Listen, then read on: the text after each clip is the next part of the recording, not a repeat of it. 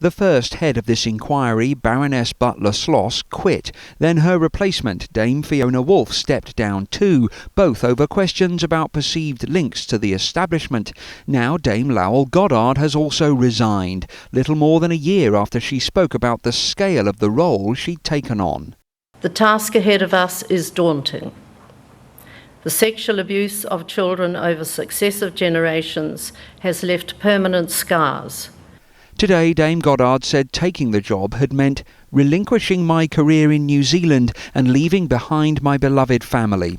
She cited a legacy of failure around the inquiry and said, with hindsight, it would have been better to have started completely afresh.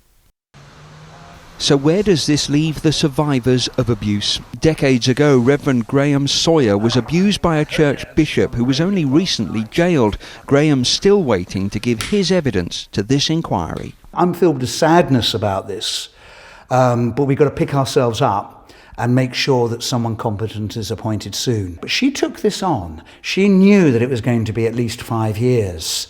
There must be a bigger reason behind this. Why she's resigned, and we've got to find that out.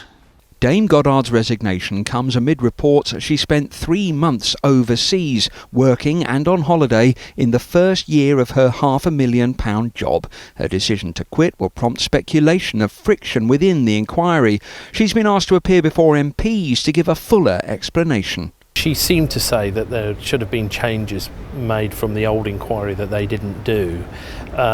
I think the people running the inquiry need to understand that and make changes very quickly. The government says this inquiry into churches, councils, politicians, security services, the army and many more institutions will continue without delay. But campaigners say losing its chairwoman is a huge setback. To me, she was never a good fit, but I do feel the way she's suddenly gone, I just feel and worry about the impact that will have had on those who survived. Do they feel let down? How badly do they feel let down? They've certainly been unsettled. Graham never expected this inquiry to be a simple process. After waiting so long to tell his story, he hopes a new chair will be in place soon to keep it on course. Peter Lane, 5 News.